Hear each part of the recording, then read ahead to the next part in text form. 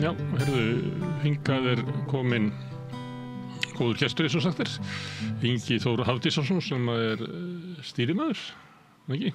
Jú, passar. En þú tókst upp á því að fara að mála? Jú. Já.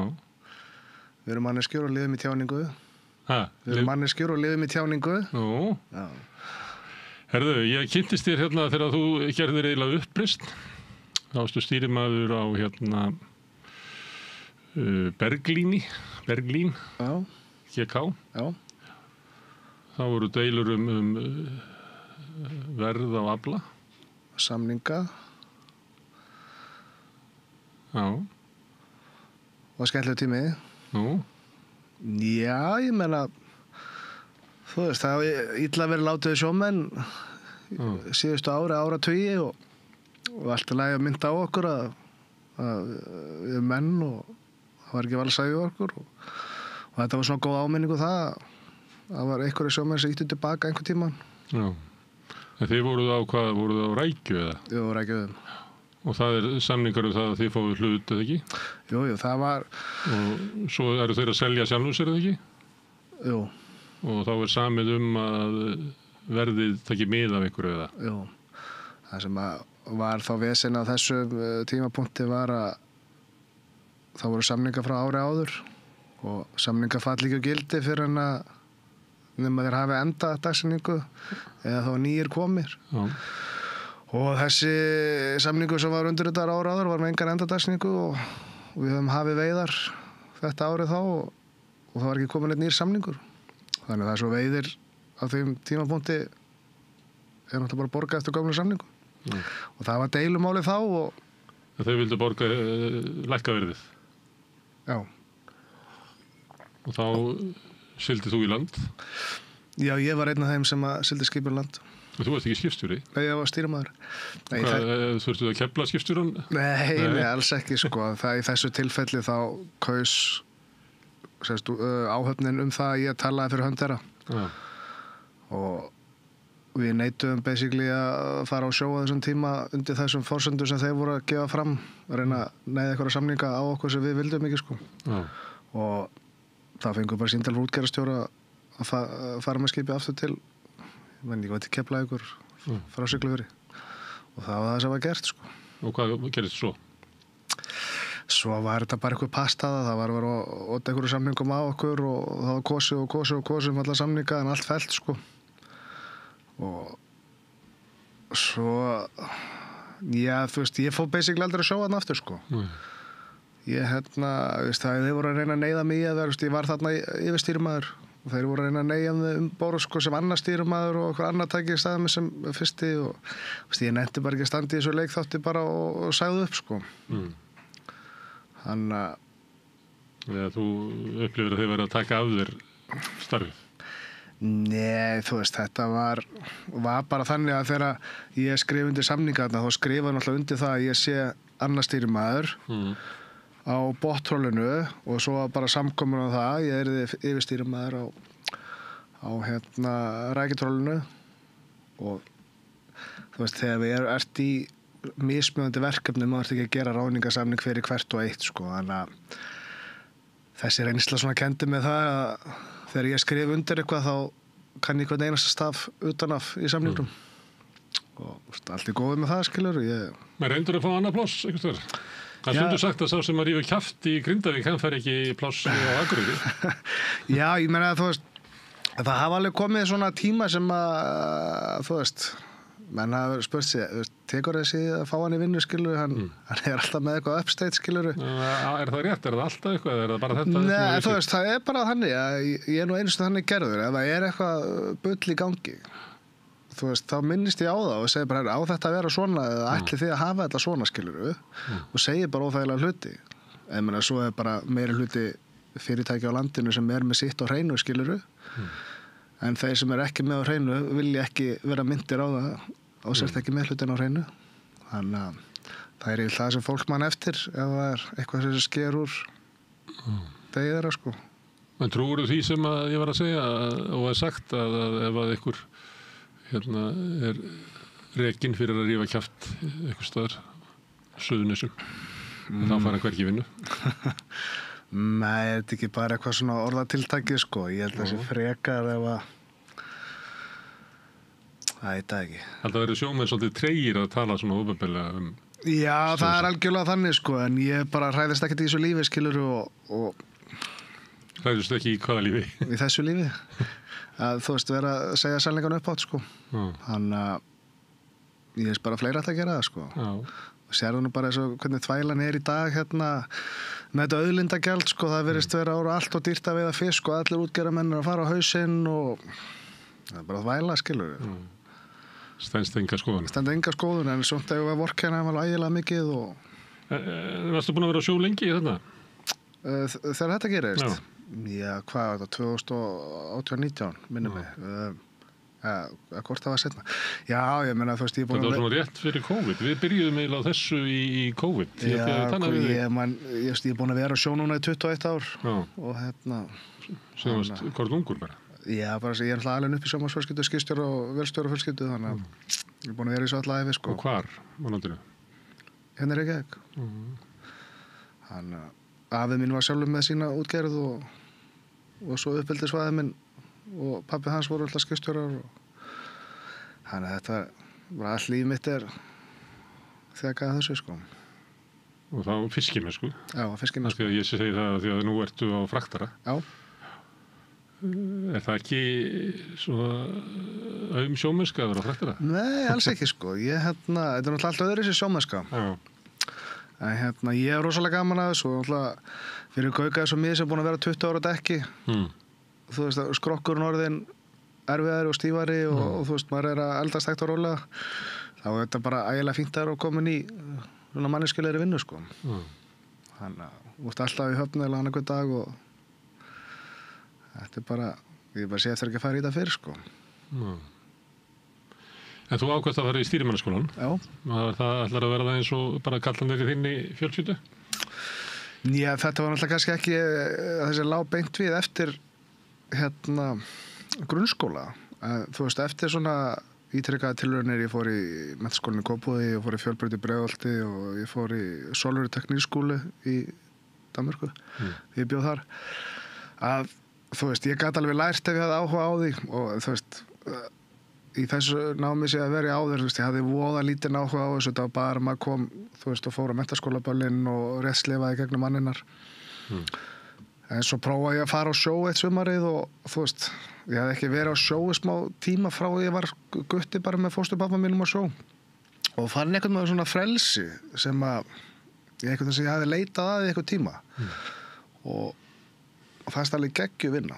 Hvert er frelsið að vera bara heimurinn er bara lokaður frá? Svolítið svona, hvað segir maður, þversagnakennt að vera að segja þessi frelsi þegar maður er fastur inn í bát, sko. Með einhverjum örfáum köllum? En mér fannst þetta að maður fekk svona frelsi og tíma og rúm til að tengjast náttúrunni sem manneska, skilu, þú ferðu og ert að veiða og fara svolítið annan purpose í lífinu heldur en svo að vera að gera áður, skil, hvort þú ert að raða keks í hillur í bónus eða dæla bensíni en þarna ertu komin í svolítið grunngildi manneskjunar, þú veist að veiða og nota kraftinn og allt þetta, sko. Og laus við kannski erilinn sem er Já, akkurat, og það svona hægist á öllu en samt meiri kraftur, skilur. En er þetta ekki alltaf orðið öðruvísi núna, er ekki menn bara á netinu nú? Menn gæti ekki svona hringt hérna í Kanada? Gaman að segja bara því, núna er ég náttúrulega í fraktinni og við erum að millilanda og hafsvæða og það er alla netandu bor, sko. Er alla? Já. Þannig að þetta er bara rétt og komin inn í landhelgi hér og þar. Þannig að það segir manni, sum skip eru með Starlink og sum eru betra neti og þú veist, sum skip eru bara alltaf við strendur, sko. Þannig að þetta er bara misjæft, sko. Þannig að frelsið er sumleitið að vera að klippa sér frá, það er svona svipað og verða vitavörður að vera á sjó. Eða, þú veist, það frelsi sem að lenda. Já, akkurat, sko. En já, sko, að finna þetta frelsi, þá var þetta kannski eitthvað sem maður vildi skoða í, að fara að mennta sig í, sko, og sækja sér þekkingu. Og svo alltaf því fyrir stýrimannaskóla, þá bara fann maður að þegar maður hefði áhuga á hlutunum, þá var þetta ekkert mál, sko. Það var bara frábært. Og þú stýrimaður á Já, við stýrimaður á Arnarfelli og Samskip.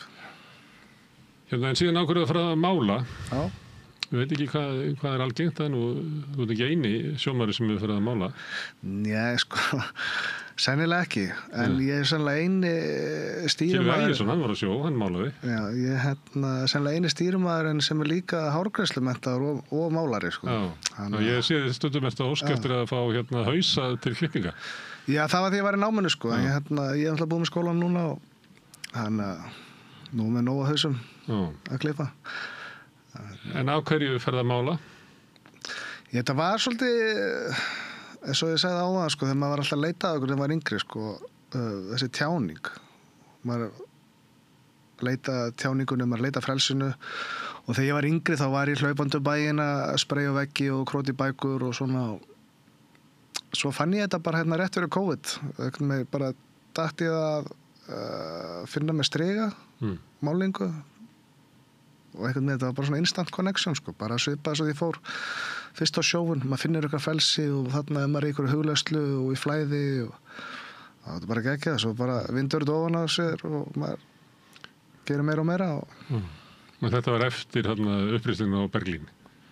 Já. Berglíni, hvernig beygir maður þetta? Ég hef ekki alveg klárað. Þetta er ófjált nafn eitthvað, ég byrst afsögun af alla sem heita Berglín. Ég man bara eftir því að þegar það var verið að fjalla þetta, ég þurfti alltaf að googla, sko, heitið það þessu skipi. Þetta var sérst eftir það. En síðan ferðu að læra hárgreiðslu. Já. Á hverju í veröldinni gerur það? Fyndið maður, ég komið svolítið leið á sjómannabrasanum. Þvílík neikvæðin alltaf í kringum þetta launamál, bara framtíðar horfur í bransanum og þú veist, skrokkurinn er þreyttur og ég hugsaði hvað get ég gert annað heldur en að vera á sjó, langa vera meira með fjölskyldu og börnum og þú veist, ég hugsaði, ég að fara 3 ára í Listaháskólann og þarna var alltaf að byrja að mála á fullu og selja málverk og leið vel í því. En þú veist, sósíalskilið mitt mjög gott, tjáning og svona.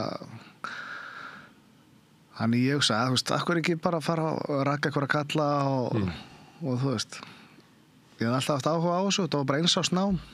Þannig ég hugsaði bara, það er engin skaði skíður að fara 1 ári nám. Ég hefði reynda viljað að námskjör fyrir sjómenn hefði verið betri og því var kanselað í miðju námi. Námskjör fyrir sjómenn sem hvað? Námslánin. Fyrir sjómenn? Já, en þú veist bara, ég sótt námslán, fekk þau, svo þegar skattaskýrslan kom, og bara þessu nei, verður bara úti, gjaldfeld og láni og ekki krónum meira. Þannig þú átti ekki rétt á láni að því varst með svo hafa tekjur á þar. En það voru sérst einhverja reglur áður sem hjálpuðu sjómennum að fara í nám? Nei, ég held ekki, sko, en mér finnst bara, þú veist, ég er ekki að biðja styrk, ég var að biðja lán og ef menn er að þéna meira þá er kannski meira líkur að borga það líka. Þannig að mér finnst það svolítið fárlegt að ég þekki ógrynni á sjómönnum sko, sem er einhverju klárustu menn sem ég hitt á ævinu, gott verkvit og vel lesnir og fróðir menn sem eru fastir út á sjó, eru fastir í einhverju mynstri, þau þurfa að fá þetta x í tekjur til að sjá fjölskylduna sína og kannski með konu í námi eða einhverju annað slíkt, að þeir komast ekki í nám að þeir fá ekki námslán. Skilur, hvað er það? Þú myndir vilja hjálpa þeim í land? Já, bara... Og þá er það þegar skrokkurinn fyrir... Já, akkurat, þá eru bara fastir, sko. Ég meina, ef við ekki að hugsa okkar besta fólk, allir sem einn. En er það þannig að ef ég færi á togara, að þá væri áöfnið þarna og þá væri það menn svona 1-2 sem eru bara mjög vel lesnir, eins og var stundum í Kanada. Já. Það var þetta, ég er svo gamall að ég man að það voru svona í verkamannastétt. Það voru mjög svona breiður hópur, alls konar fólk svona sem hafði bara ekki haft aðstöð til að fara í nám og eitthvað fleira. Og töluvert svona alltaf 1 og 2 sem voru með bók í vasanum og svona. Og ég bara veit ekki hvort þetta sé svona eða þá. Þetta er svolítið segð þá og ég verða að henda sjátt á Gústa Halldórs vinn minn sem réður út í Surtsey. Ég var einmitt með honum í Smugunni núna í sumar. Hann reyndar alveg sprengmenntaður. Hann svona ekta svona típa sem þetta tala alltaf með bókinu uppi, vel lesin.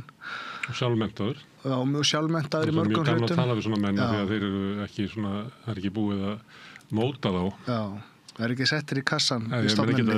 Ég er ofta aðlætur á það sem þeir lesa og horfað með sömu augum á ólíka hluti sem að kannski er hefð fyrir því að raða einhvern veginn í virðuleikaröð. Akkurat, sko. Og niður í messanum að þá getur verið alvöru samtal. Já.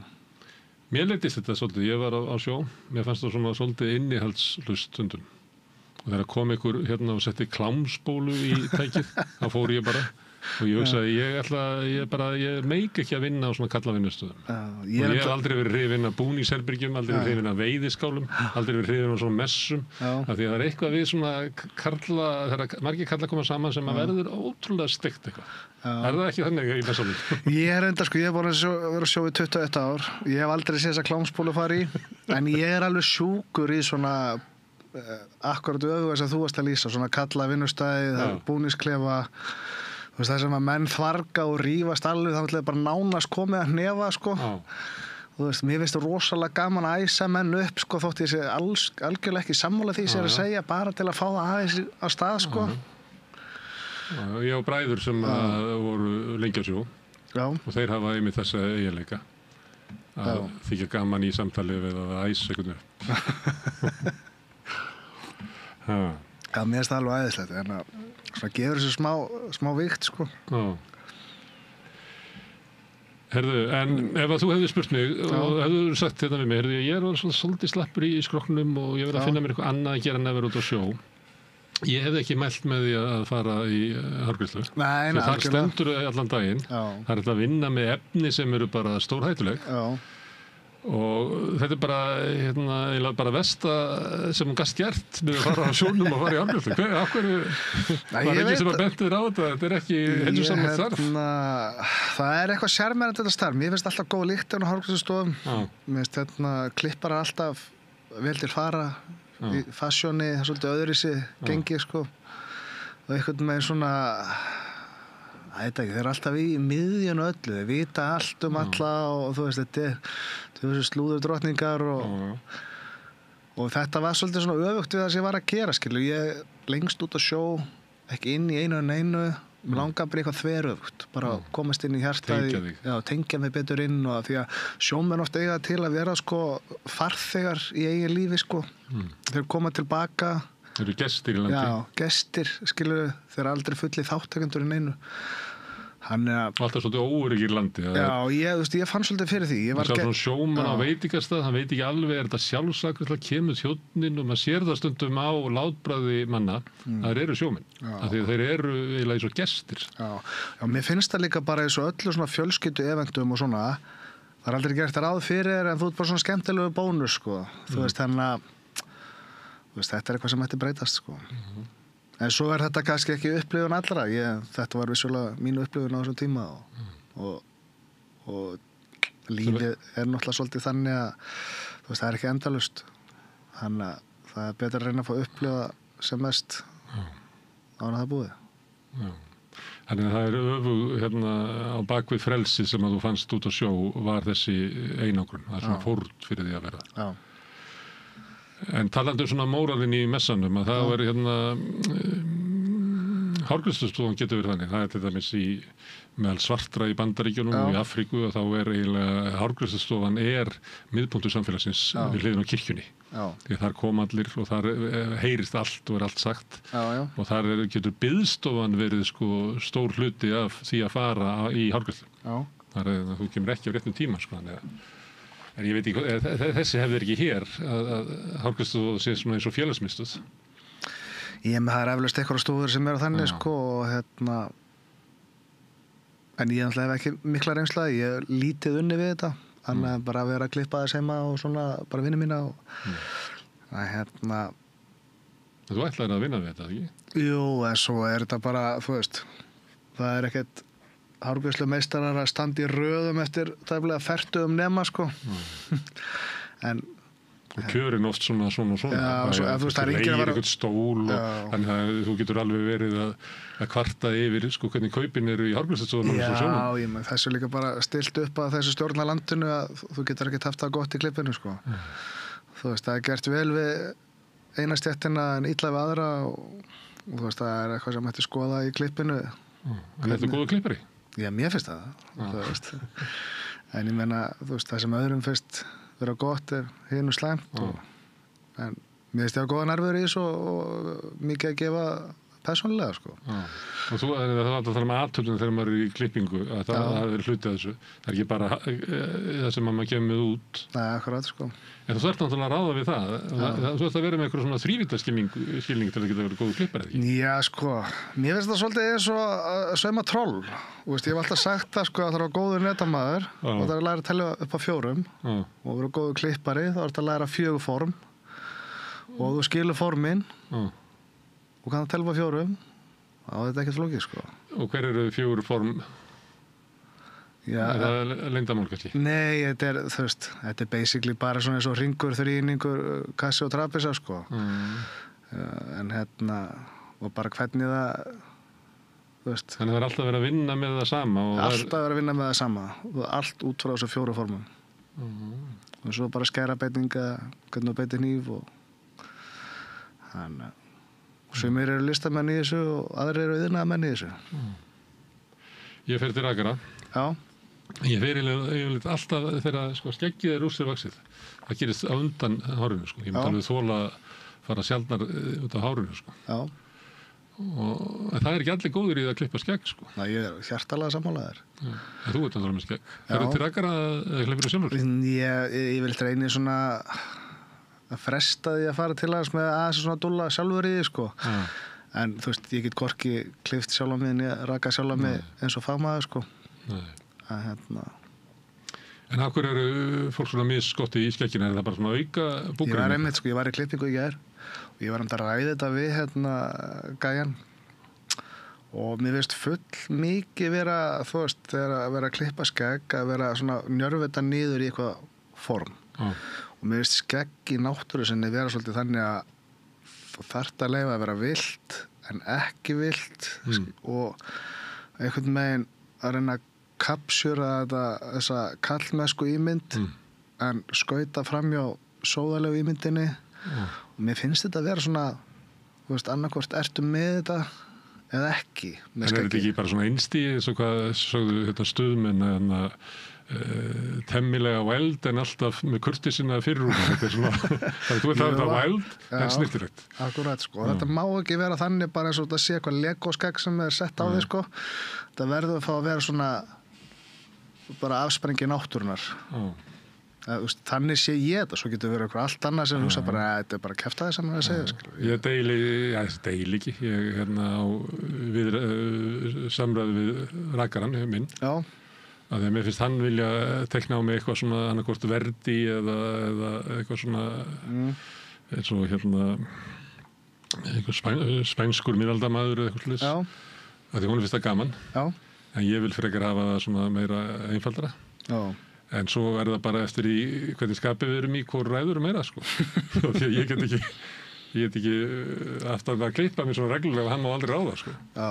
Ég get ekki verið að segja fagmennum alltaf hvað hann á að gera. Já. Og stundum gerir hann eitthvað og þetta er fínt hjá þér. Rétt hjá þér kannski. Það er ekki snuðt að fara alltaf eftir því sem ég legg til. Já, svo má þetta líka að vera seasonal, skilurðu.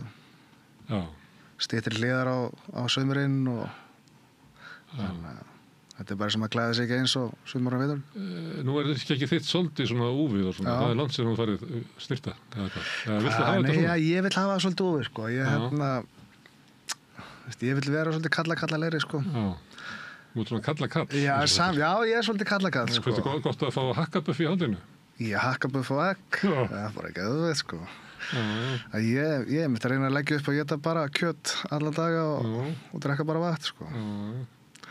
Þannig að kalla-legra verður það ekki.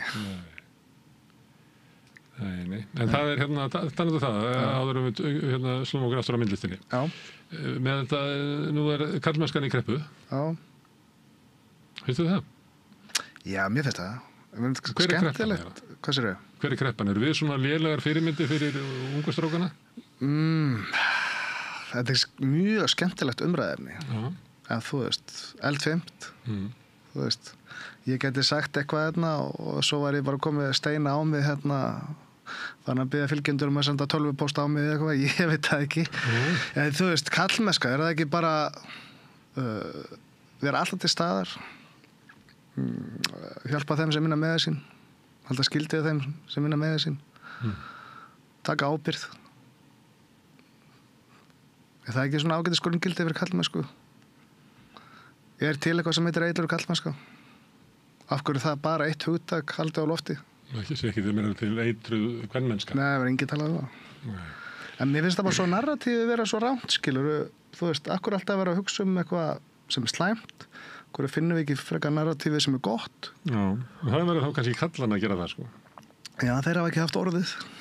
Þeim er taka orðið, það er nú svolítið kallmennskulegt. Þú sagðir það í upphafi að þú vildir hérna kvarta eða segja þína skoðun til það skildu þína. Ég hef alltaf litið það sem hluti af kallmennskunni, að segja það sem að manni finnst. Já, ég meina, þú veist, er það ekki bara þannig að allir sem hafa haft orðið, skilur þau, þurfa, þú veist, pay for it, skilur þau setna. Það er ráðist á það og þú veist, það nennir enginn alltaf að vera í skotlínunni. Ég bara eins og þegar ég var í skotlínunni, það tekur á. Það vera alltaf undir smásjá og taka hitan á hlutunum og eiga minni séns á vinnu. En þú veist, maður jafnar sig á því. En hérna... Gjaldi fyrir að losna við það getur verið svo stórt, sko. Það er bara að vera þegja og vera penn og láta allt í vissi ganga og ég var ekki alveg upp þannig. Ég var alveg upp við að maður eftir ekki gera það, sko. Og þá bara tekum mér aflýðingunum. Já, en ég já, með kallmennskuna, þú veist, engin sérfræðingur í þessum málum, en þetta er eitthvað sem mætti skoða í samfélaginu, skilurðu, veist, hvernig er maður góður kall, skilurðu, hvernig er maður góður kona og hvernig er maður góður þjóðfélagstegn, skilurðu, og mér svolítið, við svona mist sjónar á þessu,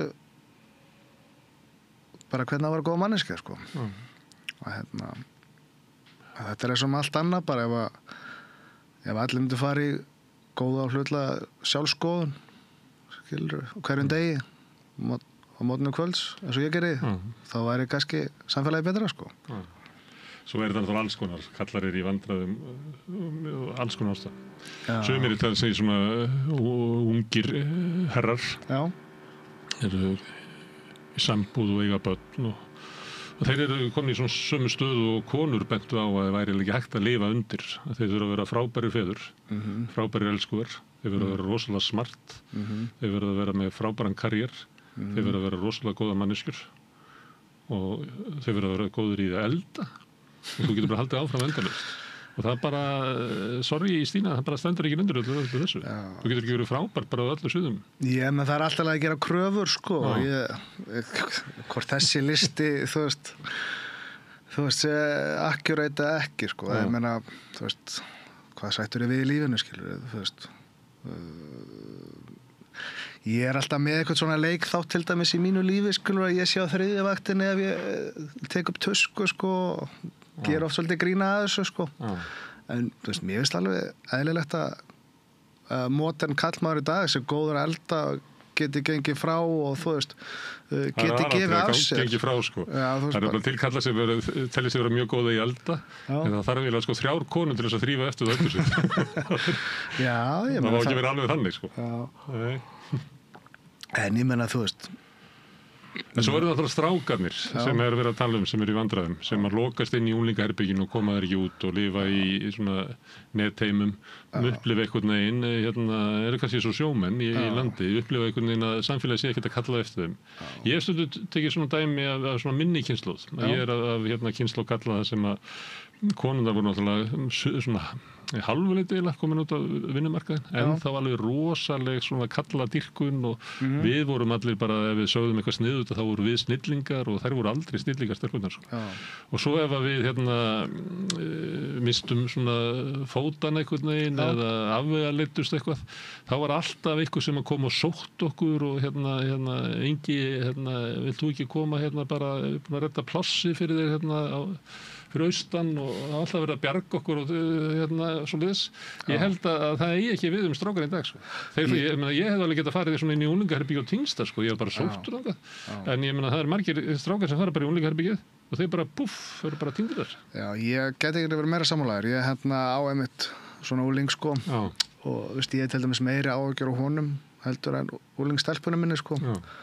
Af því að sko, skilaboðin í dag kom á svo ótrúlega miklum hraða til barna og úr felum, kom frá YouTube og þessu TikToki og Instagrami og þú nærið ekkert að síja alla þessar skoðanir sem þau eru að fá frá propagandaaðilum bara hérna og þaðan og þú veist, þannig að ég myndi segja að vera foreldri í dag miklu erfiðara heldur en vera foreldri þegar ég var ungur þegar maður fór bara að kasta snjóboltum í bíla og vera að kveiki í og eitthvað svona drastli skiluru að þú varst ekki bara með eitthvað hagsmuna aðila í eyranu á þér 24/7 að koma fyrir eitthvað skoðunum hjá þér sko. Þannig að og þú veist þannig að maður sér þetta oft með strákið minn núna PlayStation tala hann þessi biluð hann bara hann að sofa 10 á kvöldi það ekkert að gera lífið búið sko. Þannig að þetta helviti krefjandi í dag af því að sko ég ber alltaf ábyrgð á því eins og ég segi oft við hann bara sko drengur minni, ég geti dáið á morgun þannig ég þarf að kenna þér allt það sem ég kann á hverjum degi af því það er mitt jobb að skila þér af mér skiluru sem fullorðnum kallmanni skiluru þannig að þú getur bara sett í vél skiluru þú getur málað íbúðinina þá kaupir hana og þú þarft ekki að fá þú veist iðnamenn í þetta allt skiluru þú getur tekið ábyrgð á eigin lífi. En þú vilt kenna syninu þetta, en ekki dóttur? Jú, þú veist, þetta er alltaf bara samspil með móðurinnar að ala upp og þú veist, ég ætla ekki að ala dóttur minna upp sem kallmann, en ég kenni henni þau gildi sem ég kann skiluru. Og ég hef alltaf sagt til dæmis á son minn að þú veist, lífið verður aðeins léttara fyrir hana núna skiluru, það verður erfiðar fyrir þig núna skiluru, en ég vonast til að skila ykkur báðar með mér þannig ég hafi engar áhyggjur að eitthvað, skilju.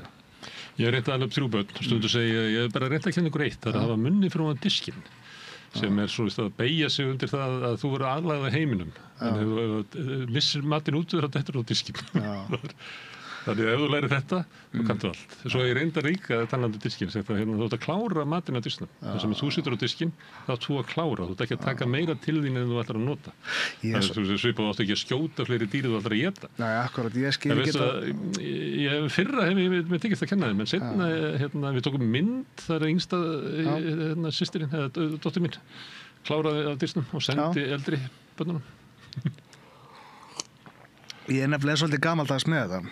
Þess vegna sem ég segi, þá vill ég, þú veist, kenna synum mínum alla þess að kalla þætti skilur að smíða og þetta.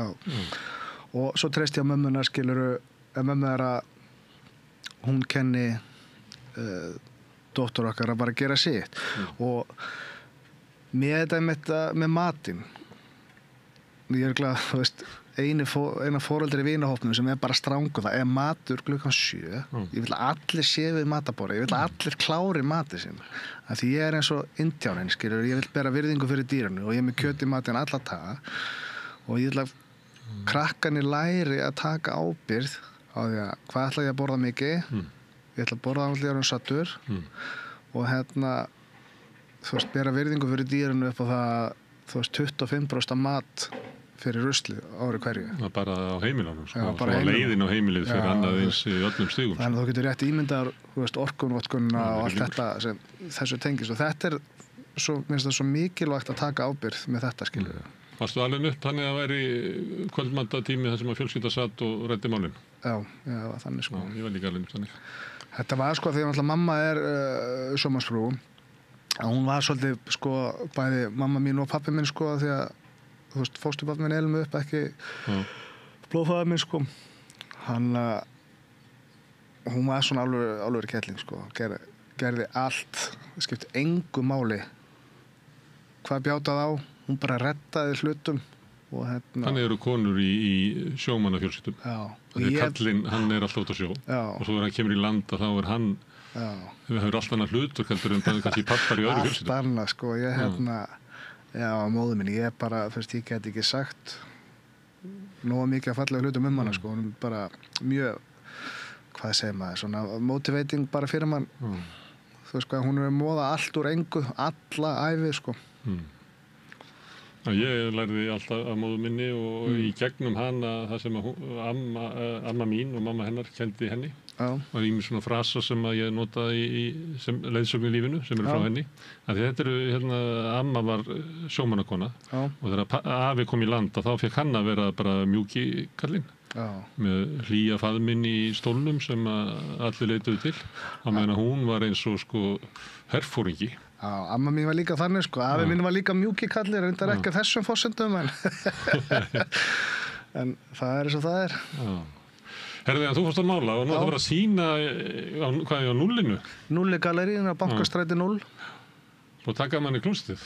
Já, bæði klóstin. Já, það er punksafn hinum megin. Já. Og er þetta fyrsta sýningin? Já, þetta er bara debútsýning. Ég er búinn að vera... Ég er með verkarna frá 2021 núna til 2025. Ég er búinn að vera ditt og datt að þessu frá 2019. Þannig að...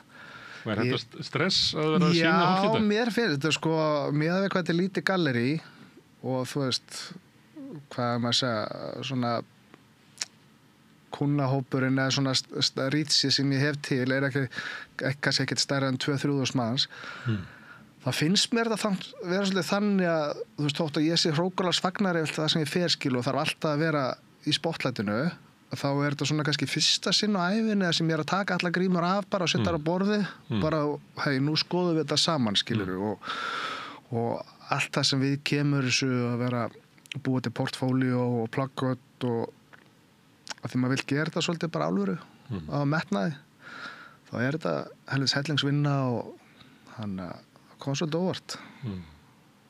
Að þú ert spenntur? Já, þú veist, ég er ekki alveg búinn að setja nafn á þessar svona tilfinningar sem maður upplega kringum þetta. En maður fær að greina það bara í róleitunum. Þegar það kemur þegar maður sest niður og fer yfir daginn, sko. Listamenn hafa nú fjallað þetta mikið. Já. Svona óttan við að þú veist að vera sýninga og hvernig maður eiga við það, sko. Já. Þegar þetta eru flóknar tilfinningar sem eru blandað saman. Já. Svo líka, þú veist, ég náttúrulega hef ekki atvinnaði, fulla atvinnaði að vera listamaður, þannig að ég væri alveg til að prófa, skilurðu, hvernig það væri þegar þú ert með allt undir í þessu. Skilurðu, þetta er lífsviðurværið þitt og þú ert að fara að setja þetta þarna út og... Það er náttúrulega fáir í íslenskri myndlist sem að geta lifað þessu. Nei, gæinn sem að ég er með stúdíó með og hef búin að vera að kenna með síðustu ár, Halldór Ragnarsson, hann er vinnur við myndlist, sko. Eitthvað alflottasti náungi sem ég kynst í þessu brasa. En þú veist, það er alveg haugur að myndlistamönnum sem lifar á þessu og sumir meira flassi en aðrir og ég menna okkar færasti myndlistamaður, til dæmis ekki eins og menntaði myndlistamaður og hann að... Hver er það? Bilson. Harry Bilson. Já, Harry Bilson. Hann að mér fannst það einmitt heldur skemmtilegt. Ég var ekkert á Röldum Laugaveginn og datt inn í eitthvað gallerí og var að svona spyrjast fyrir hvort það geti hengt upp eina mynd eftir mig og selt fyrir mig og þau svo, já, ertu menntaður? Ég var, nei, en þetta er ekki menntaður myndlistamaður en ég nú menntaður í alveg hauga af öðrum hlutum og þau svo, já, þá getum við ekki tekið inn, sko. Ég bara, ok. En það er slattið af svona gallerí í búðum á Laugaveginum. Því að þetta er sömuleyti stilt upp fyrir bara túrista, sem mér. Það er bara þokkalega stór rými og margir sem eru með verk í sölu. Já, en mér var bara svo fyndið í þessu tilfelli, sko, því það voru bara málverk fyrir aftan hana, kona eftir ómenntaða listamenn, sko. Og ég benti inn á það, sko, þá var narratív og eitthvað allt annað, sko. En þetta er bara eins og með annað í lífinu, skilur, ef þú getur látið af einhverju hroka, þá varst alltaf betri veg en ekki, sko. Já, heyrðu, hárgreiðslumaður, myndlistamaður, stýrimaður og sjómaður, Ingi Þór. Takk fyrir að koma hingað. Takk fyrir mig. Takk. Heyrðu, og þetta eru lokin á Rauðaborðinu í kvöld. Ég þakka öllum gestum sem hafa hingað komið og þakka líka Birni og Maríu fyrir að taka viðtöl og Pétri Fjellsteð fyrir að taka upp og senda út. En ykkur þakka ég mest sem hafi verið að hlusta eða horfa og breytt þessu samtali okkar í fjölmiðlum.